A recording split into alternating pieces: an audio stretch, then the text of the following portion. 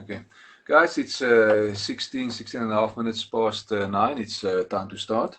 Welcome, everybody. As you know by now, I record these sessions, so you're going to find the previous recordings at the link at the bottom of this of the screen now. Today we will do a live demo, so let's hope the demo gods is on my side on how to take a bar file and deploy it in App Connect on IBM Cloud. It's not a very complicated application. It's just adding two numbers together, but it will be interesting to see what we do there. Then we can have a discussion after that, the usual question and answer session. I'll do a new session, and if there's time for a general discussion, we can do that as well. So I've pre-developed a little application. There's really not anything funny in it. It was a REST application, and I'll show you exactly what I've done so you can replicate this. I also have an older video on YouTube that covers this first bit of how to do this application. It also covers the second bit on how to move it to App Connect, but the screens has changed slightly in the last little bit, you know. But the gist is still there, and most of it is still working. So you can follow it from there as well. I take you all the way from even creating a broker there and how to set up toolkit and so on. But anyway, so inside the toolkit, I've really went and I created a new application. And I said I want to create a REST application, and it popped up the screen on the right-hand side for me. So on the right-hand side, I've created model definitions, input data with two fields in, field 1, field 2. Both of them is integer fields. And I've created output data and with only an answer field in there. So I'm not going to really just add two integers together just to show that the application is actually working. Then inside resources, I've created a post called post calculate. And I've added my input data and my output data to the section over there. That's really all I've done. And then it's completed the header file for me when I go in there. When I go into this presentation, so it actually automatically generates for me a flow. And inside the flow, I've got the compute node, and inside the compute node, if I open it up, you can see I set output root, JSON data, output data answer as the sum of the two input fields on this side. And the flow itself really has got an HTTP input. This is all auto-generated for me. I haven't done any of this. It's automatically been generated in there for me.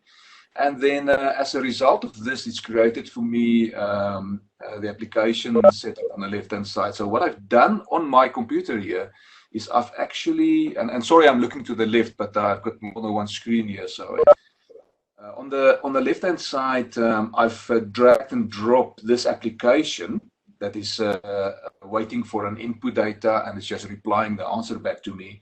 I've dropped it into node 2 on this side.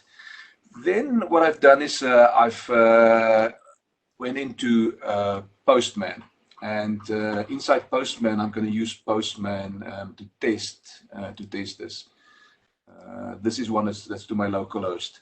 So it's on my localhost, port 7800, so it's the default port that it's opening up for me. And this little string sitting over here, of course, is coming from inside my environment for the REST call. You'll see there in the header, it's got the REST API first bit of the base URL, and then the calculate portion / calculate at the end sitting there. So if I go back to Postman, see there's the / calculate sitting there, and the first bit of the URL to call there. Now, if I just pop in input data there, I don't really have said anything else. I went into Postman, I selected raw data, and down here I've selected it to be JSON data. If I do a send from here, you see there's my previous answer. I've checked it this morning. The answer was 10.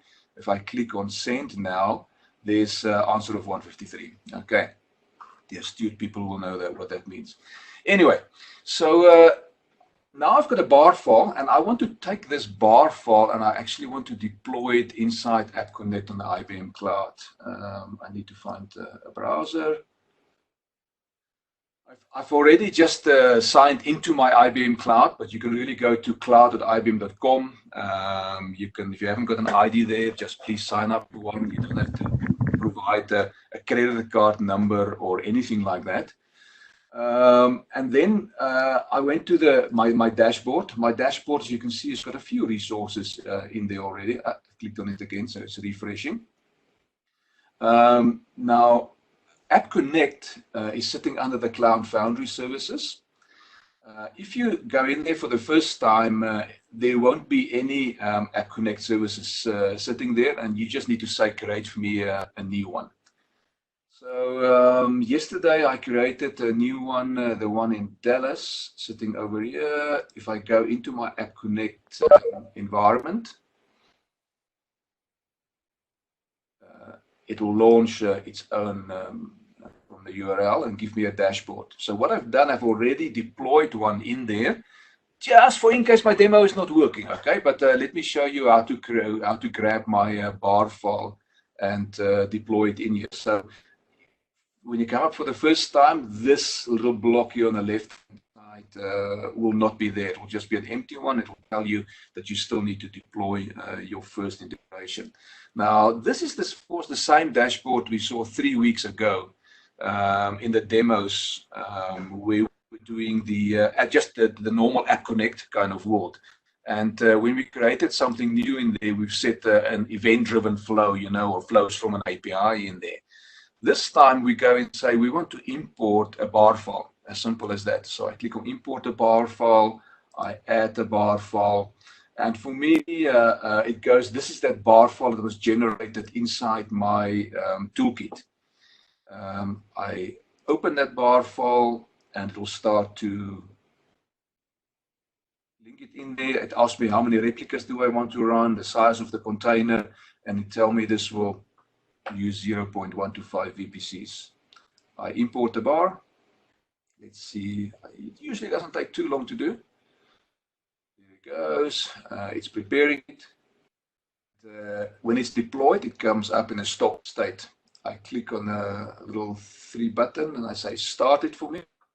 So that same flow that was running inside my local machine here with the REST endpoint is now running inside on the IBM Cloud, inside App Connect. And we used to call it App Connect Professional. I think they only call it App Connect now.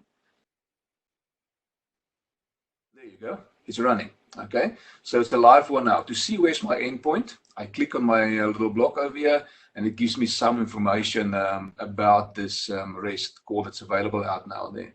Right at the bottom, there's my demo REST API sitting right here, and it gives me a copy that I can copy in there of what is the endpoint. So I'm going to copy this endpoint, and I go back to my Postman environment. And I did try another one earlier this morning. Go in there, paste the latest interface in there, and of course it's called calculate. Demo REST API. The one thing, all the interfaces on our cloud will have security assigned to it.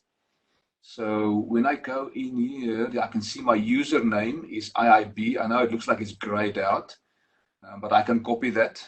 But there's also a password assigned to it. So I'm going to copy this password. Go back to Postman. And in my authorization, I'm going to pick basic authorization. My IIB is my username. And I'm just going to make sure I've got the right password in there. That is now posted in there, right? If I go back to my body, this is set to JSON, so that is all good. So if I send, you'll see the answer is coming back as 10 because my input fields was 5 and 5. Let me make my input field 5 and 7, and I send it again, and the answer is coming back as 12. So that means that I've taken a bar file that I've created in a toolkit on premise, and I've moved it to IBM App Connect on the IBM Cloud, and I've deployed it there, and I was able to call it and get an answer back.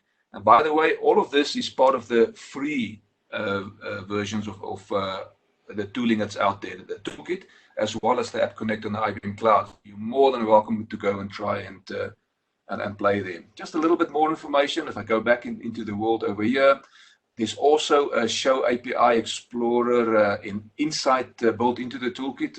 I sort of worked with Postman before, that's why I generate towards the Postman kind of world out there. But I can say, show me the API Explorer out there, and I can go to Post, calculate.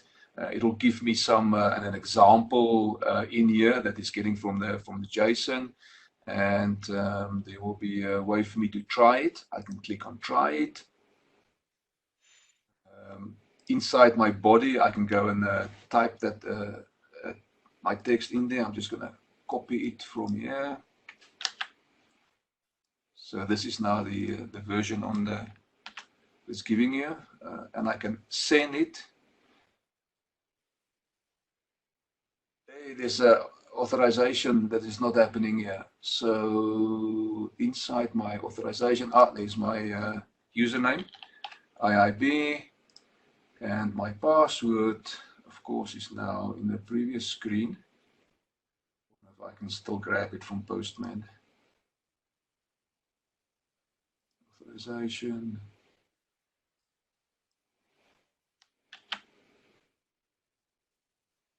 Password.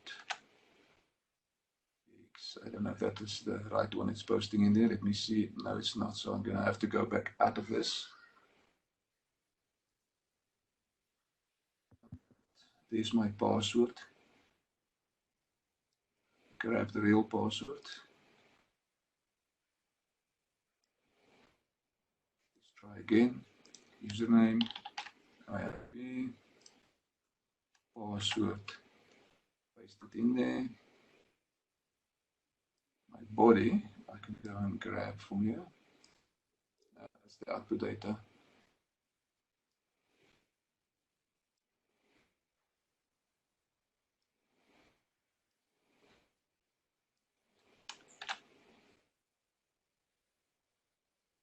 Send it.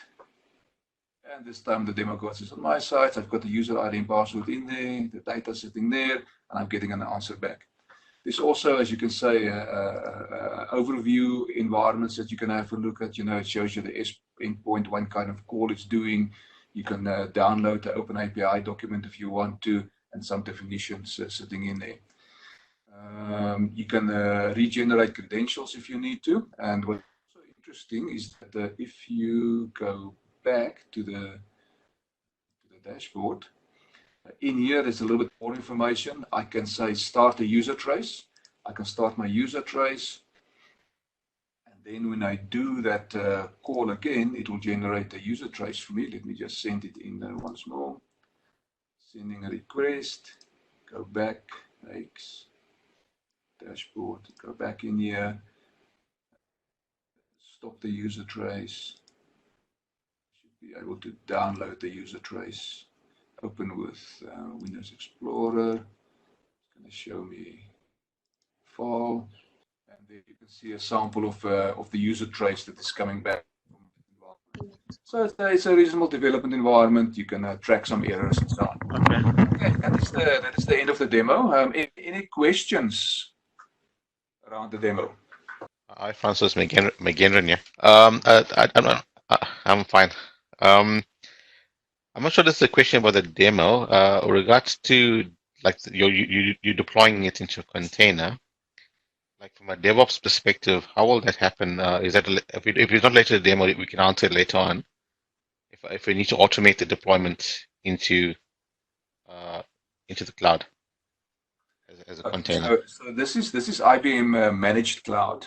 So it's managed by IBM, the App Connect behind the scenes, but you can also, the latest version of Cloud Pack for integration that you can install on-premise, you can also run this on-premise as far as I know. Your question is related to if you want to deploy this inside the container. Yeah, So if I understand correctly, we created a container for a bar file, right? That container is that a fixed thing, or let's say if you deploy a new version of it, Oh, what yeah. will happen? What will Yeah. happen is do you reuse the existing container, or do you deploy a new container with a new version?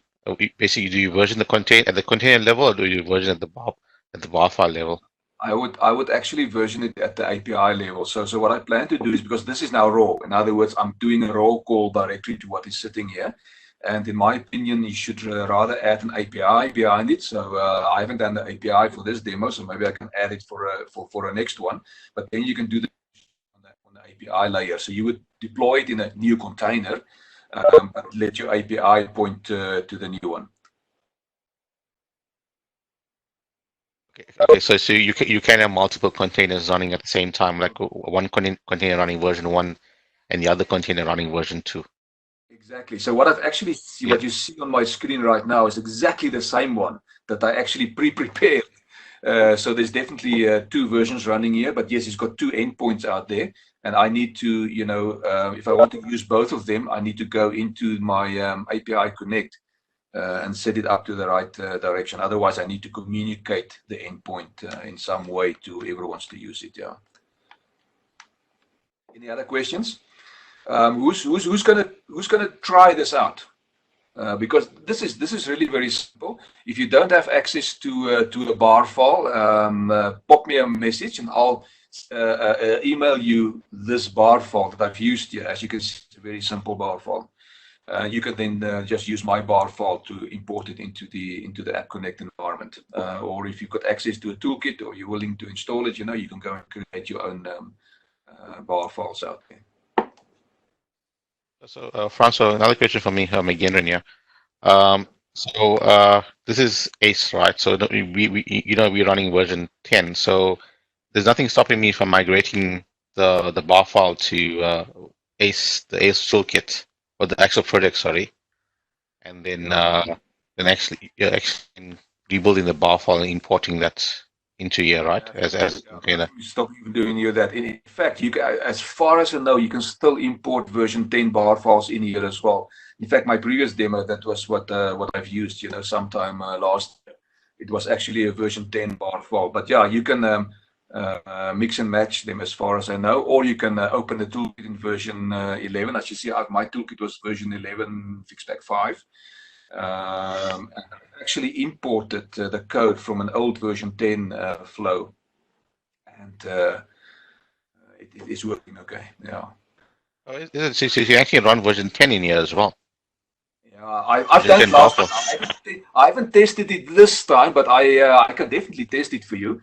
Or you can test it yourself. Pop me one of your, write me a little bar file, the same as this one, in version 10, pop it to me. Yeah. I don't think I've got version 10 installed anymore. Let me just check. Toolkit. No, I I've think got. I think you must first run the advisor tool, right? The migration advisor tool, and then it'll report on what can be really run in as a Yes, yes, container yes. versus No, that's true. what not. Yeah, yeah, Especially for your more complicated kind of environments, and yeah, so on. yeah, You definitely need to do that. I think for a very simple thing like this, you don't really have to do it. The code yeah. looks the same. Yeah, so I've only got the version 11 Fixpack 3 and 11 Fixpack 5 installed at the moment. So yeah, I would really like it if somebody pops me a version 10 that can do that, and I can test it out, or if you can test it out yourself. But I will try my best to get you an answer for that. That if the basic bar files from version 10 is still working. Okay, thanks. Thanks for the question, Magendra. Our usual little news section. Now, here's for our developers a very interesting bit of news. Just announced we can actually start to use it. Is that mono to micro? You'll see this little link at the bottom. I don't know if you can yet search it. I can pop you the link to this. Let me just grab that. Now, mono to micro is one of those very interesting new technologies that with AI, it will attempt to take your monolith and move it to microservices. There's a whole write-up on it. You guys can go in there, you can link in, and you can start playing with it now. But Mono to Micro is an AI-driven utility for semi-automatically transforming your Java monoliths to microservices. Typical approaches to refactoring Java apps require high skill level and a knowledge of existing code. They are time-consuming and error-prone. No simple, non-disruptive and economical approach is presently available. So this might be an interesting one to play with if you want to microservices enable some of your Java monoliths. It was part of I think yesterday. Thanks to I think Clive or Kieran posted it on our internal group, and I grabbed it and says this is some very interesting news out there. So go and try it. There's the link to it, and let us know what you think. Maybe I think that link is still open on the page somewhere. Otherwise, let me just add a new one here. There you go. Try Mono to Micro, a little button on it, and a little right. There's some continue to agreement and things like that. But let me know what you think about that environment. Okay, guys. Then for next week, I would like to get some ideas of what you guys would like to do out there. Just for now, I'm gonna see if I can start up a poll. If you guys can do the poll for me. Then any ideas for next week? What would you guys like to see? As I say, I'm going to try and convince Chris to do me an API demo, and then we'll try and link into the bar file we've created today to see a little bit more of how that environment works. Any other ideas, a demo or something you would like to see? So Francis McGinnon here. So this is App Connect Enterprise, right? The cloud pack, or is it the cloud pack? Yes, we will have App Connect Enterprise in it. Yes. Yeah. And the MQ portion and like things like the other components, especially MQ and like API gateway. When do you plan to show a demo of that?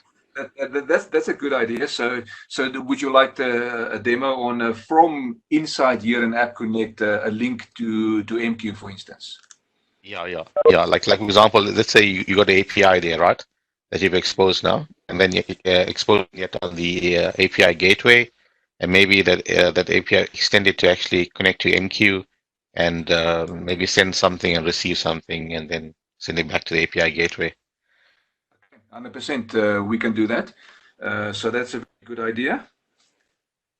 Our bigger customers is doing a lot of ACE and MQ. Definitely your organization again.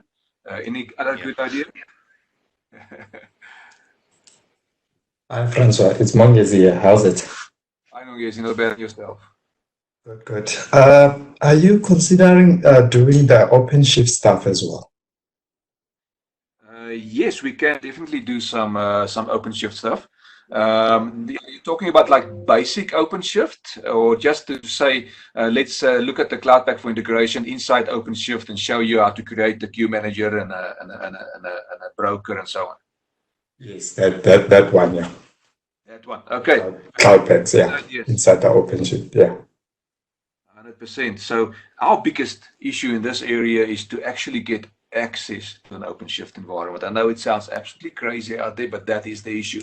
Now, I know it seems like I'm actually going to get access to 2 customers' OpenShift environments in here because they want me to do some work on there. And I will ask them nicely if I can build a demo on that and record it, and then I can play the demo for you. How's that, Mongezi? Oh, that would be perfect, man. Yeah, excellent. Good idea. Cool. Francois is again. So another thing I would like to see is from an operations side of things, like the operations team, how will they actually interact with this environment to like get logs and troubleshoot and those kind of things, you know what I mean? So if there's a problem with the environment with any of the containers, how will they know that? And is like some sort of monitoring in place, like alerting and all those kind of good things that the NFR is basically from operations perspective. Is that possible? Oh yes, it is possible. I've done a little bit of that myself in a project last year, so that's why I know it's possible. You know, there's more than one area in this. There's the upside from the OpenShift kind of world, and there's the upside from the products that's running, say, Cloud Pack for integration inside that environment. So there's definitely two sides to it. From a Cloud Pack for integration point of view, you know, we make extensive use of the Elk stack that is running in OpenShift, and it funnels all of the messages for all of the products in that environment can go to one portal. So it makes it quite easy to say follow a message as it enters via your API, go via say data power virtual, then hops into an MQ message that arrives inside App Connect Enterprise and so on. So you can actually follow the trail. So what they've done, just as a little bit of a background in there, and we will try and get a demo for that going, is that they, over the last few years, I don't know if you've seen, but a lot of the audit trails and logging, there were slight changes in how it was in some of the older versions. And all of this was for preparation to make sure that all of these products can actually work together. So as a transaction or a message enters this Cloud Pack for integration, doesn't matter from where, it gets assigned a unique ID inside the Cloud Pack for integration. And this unique ID gets carried forward, doesn't matter where it goes to which product inside the Cloud Pack for integration. And that's the way how they tie it together. It's a little bit more complex like that, but that is how it was explained to me. So yes, that will be a very interesting demo. Thanks, Magendran, on how the operation sites work. It will, I think, it will have to be spread over more than one meeting. It's quite a big environment, but we'll definitely get something going for you guys. Excellent. Okay, cool. Thanks. Francois, Tyron here. Hi, Tyron. How are you doing? Good, good, and you? Yeah, we're all surviving, hey? I'm having fun. I love these sessions. Shoot. I just wanted to know, so going back to your demo, you deploy the bar file and it's obviously to a container. If that container gets cycled, does it keep the code state, or do you have to redeploy the actual code again? I've got no idea, because this is a managed environment by IBM. You know, it's on App Connect, so we don't have actually access to the containers itself. If it fails, and it will definitely restart it for you, you know? But if it will have the same endpoints and all of those kind of things, let me ask that question, how it works.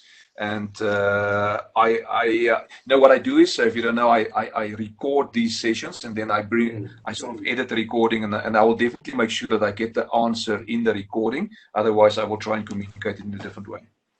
Because, yeah, from playing around experience, I've noticed we've actually baked, you know, bar files in, and when the container starts, he pulls out that code and does it. So therefore, when you reinitiate the container, you will have the code in.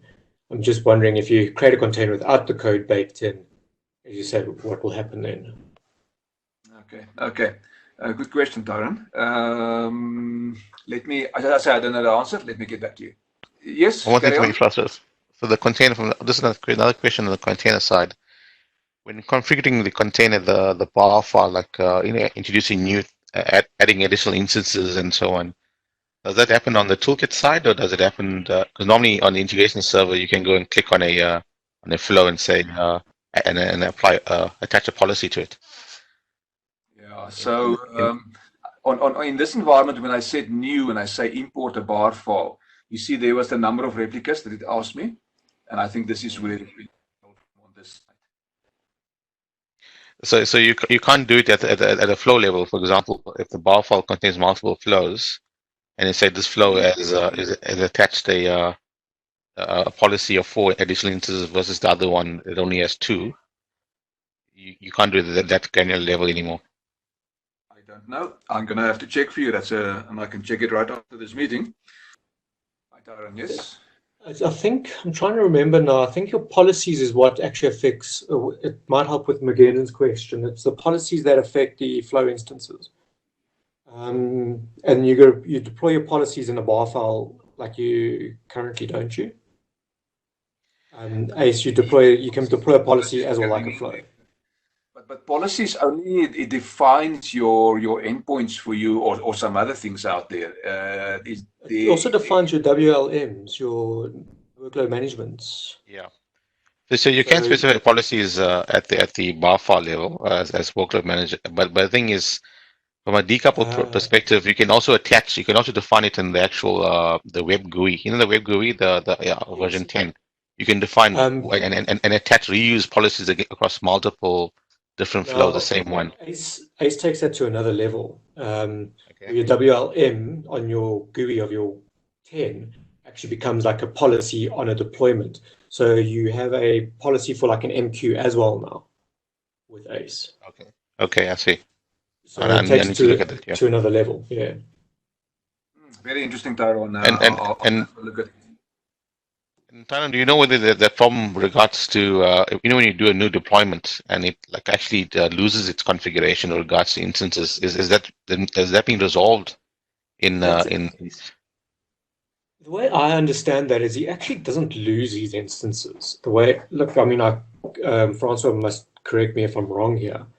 He doesn't lose his instances, but you must remember that you're probably deploying as in applications and those kind of things like a REST API. Hey. Yeah. So what he actually does is if you had to redeploy a flow, he's still like in line.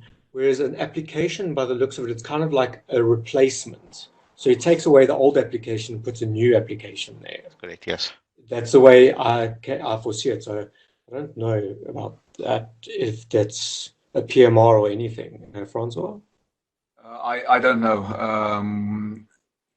Because when I went to think last year, they said they were working on it where you have like the configuration or that's being applied is actually externalized into like a properties file, and therefore when you do a new deployment, it'll reference that file, and you control all those things in that file, regards to number of instances and so on. This is the policy that you would be that we were talking about now.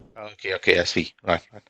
Yeah, so it is a lot mature these days because what they're doing is they're rolling all of this up into, like the container deployment. So it's part of your CI/CD pipeline, and those configurations definitely needs to be in there because it is a no-touch environment. Of course, that is very different than from the managed kind of world that we're seeing here from App Connect. Again, if you can see the screen there, I've linked into the integration chat box folder. So there's folders here, one folder for every one of the meetings. If you go, for instance, there was demos into App Connect, this one here.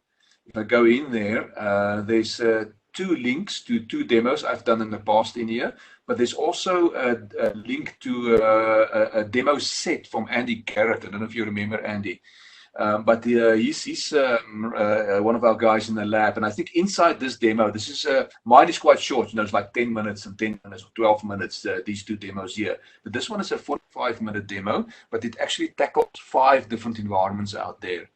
Go and do so. That is some good watching out there.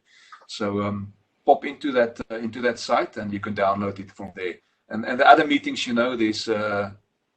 Also, there's some downloads. There was a good discussion from the Citizen Integrator and Shadow ID from Kim Clark that he's done for us there as well. So you're more than welcome to have a question to that. Cool. Thanks for that.